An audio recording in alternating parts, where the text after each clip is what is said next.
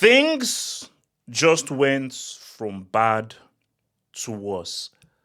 But based on Lala's comments, are we surprised that it came to this?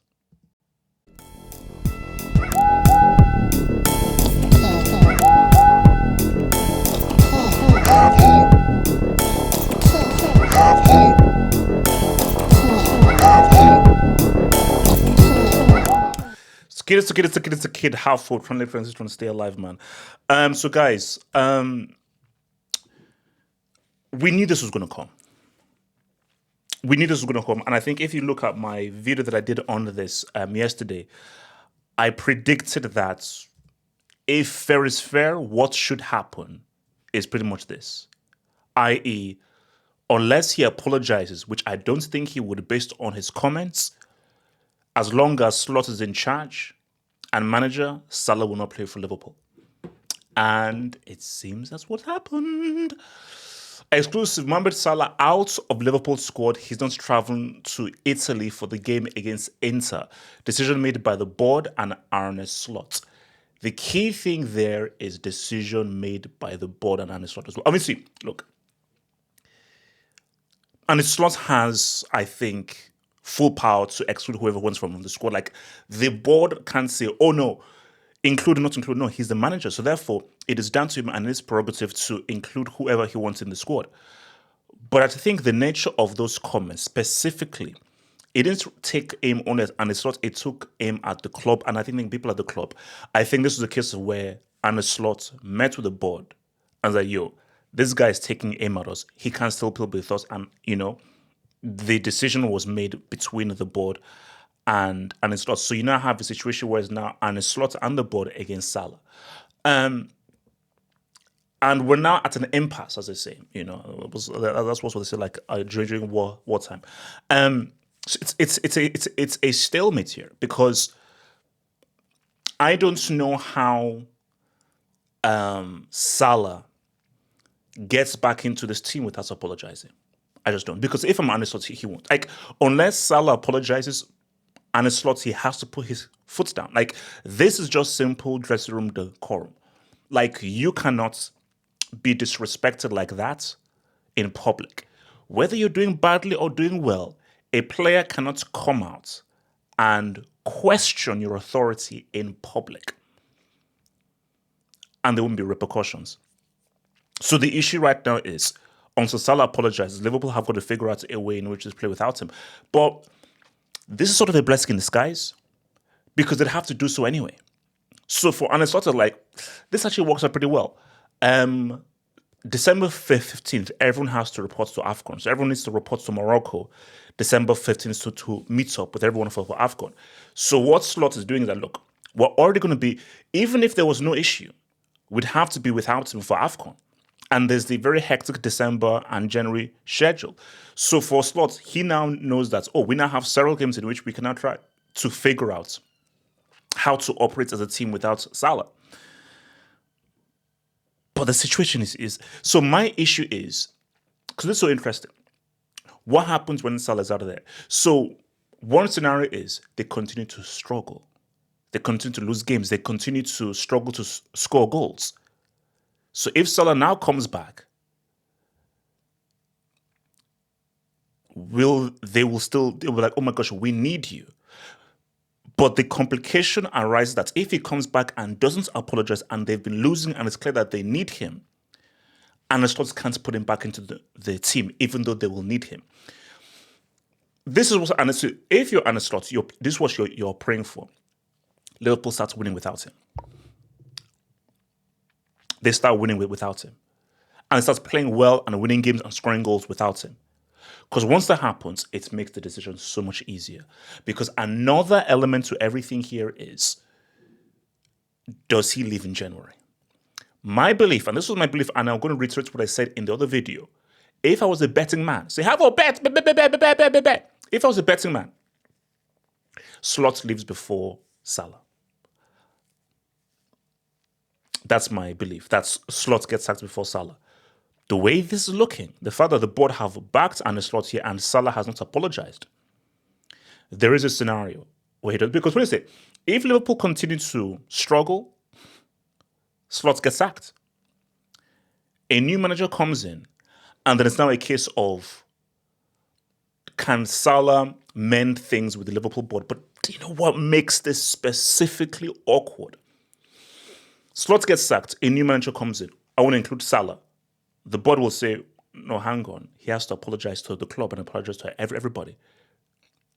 Because what he did embarrassed the club and it's messed up the dynamics of the dressing room. So I don't think this is a case of a new manager comes in and he can now, and that's now Salah's new lease of life. So forget Arne Slot. I think the real issue is Salah and the Liverpool board. Because could we have a scenario where January comes through, he still hasn't apologized, and they're like, all right, let's get some money for this dude. He's on 400k. That's a lot of cheddar. That's a lot of cheddar. It's on 400k. So if you're Liverpool right now, do you call up the Saudi guy and say, yo, Saudi, what up, baby? Do you want more Salah? It's tricky.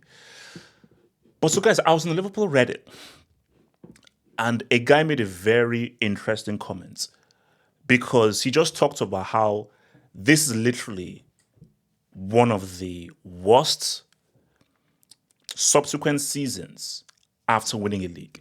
I can't think of a worse season with the combination of horrendous events and negative events after a team just won the league. Because last season, Liverpool they were on top of the world. Liverpool were on top of the world. Let's just go through. Starting off, just horrible news. Horrible news. Horrible news. Again, I don't feel that the Jota death has anything to do with how bad Liverpool have played. Small thing, but I don't think it's a major thing. But just think that this shocked the entire football. This was beyond football. This was life. This was just a horrible, horrible thing to happen for a guy who helped you win the league and just, again, forget football, forget fishnet ball. A man lost his life, tragically.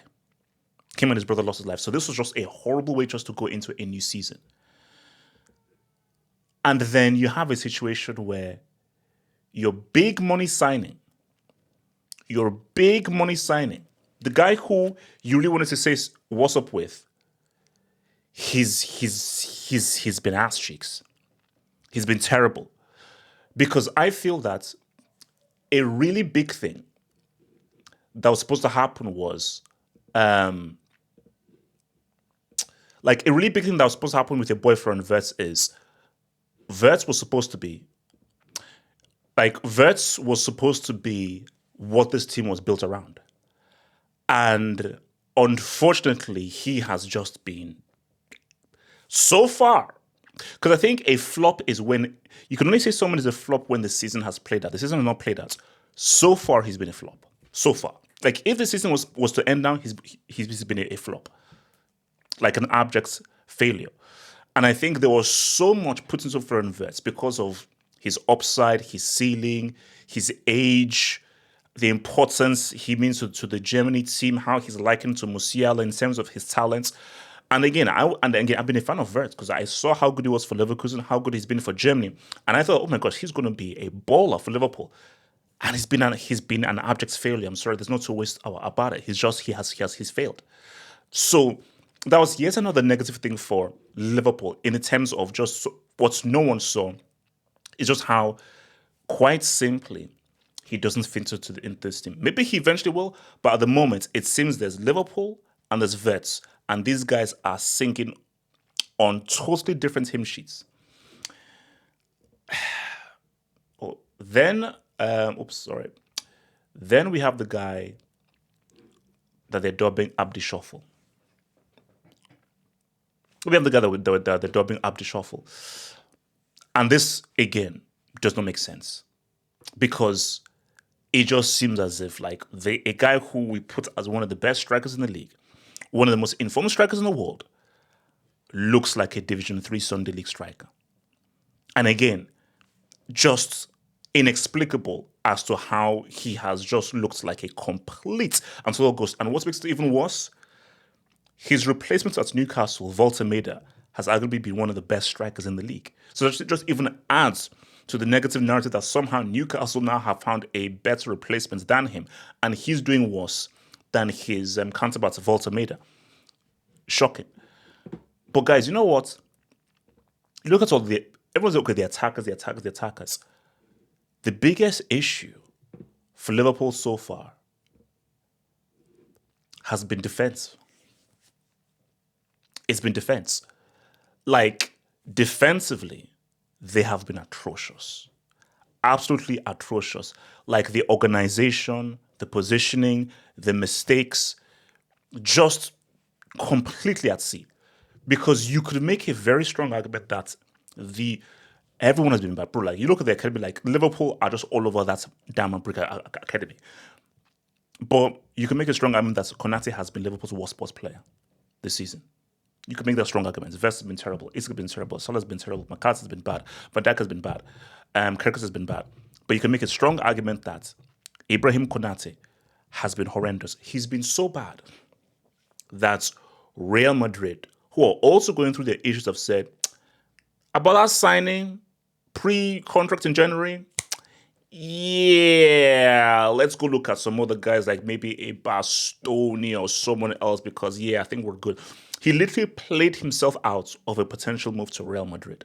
Like, he has been atrocious. And the only reason why he still plays is because the alternatives are not that great. I mean, Joseph Gomez. But at this rate, Joe Gomez may even be a better alternative than your boy, but he's been terrible. So look, Slot is in a very tricky situation now. He's in a very tricky situation now. Because for Slot, I think it's a case of you have to win. The Inter game I don't think is a must win. You know, Champions League, there's still games in which he can sort of course correct and everything. But I do believe that back into the league, specifically with Salah out of the squad, perhaps having to train alone, and now going to AFCON, it's like a war. For Slot to win out is if they start winning without Salah. If they do, Salah's on the back foot. If they keep on losing and keep struggling to score goals, it doesn't necessarily make Salah's position stronger because they were still losing games and not scoring with him. But people will still say, it's Salah though. It is Salah though. He's never had a season without double figures in goals. And their fans will be like, despite everything he's done, we know what he's capable of doing. And the guys will be like, bro, Slot, you've got to figure out to get Salah back into this team.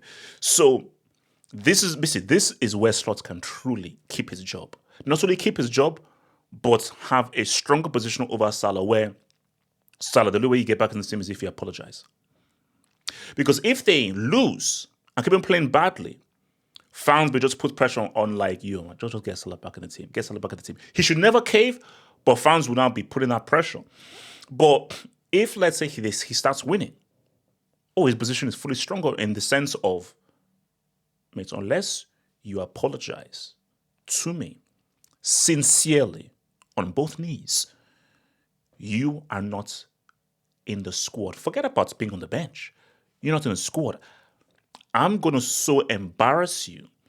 I'm going to force you to go train with the reserves or the youth team, which I know would almost destroy Salah. If Salah has to train with the youth team or the reserve team, it would destroy him. So we're in a very interesting situation now. We're in a very interesting situation now where anything can pop off. And look, how does this end?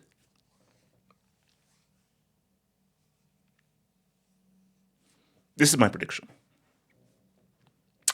I believe Slot gets sacked. A new manager comes in, and I think this summer gets resolved.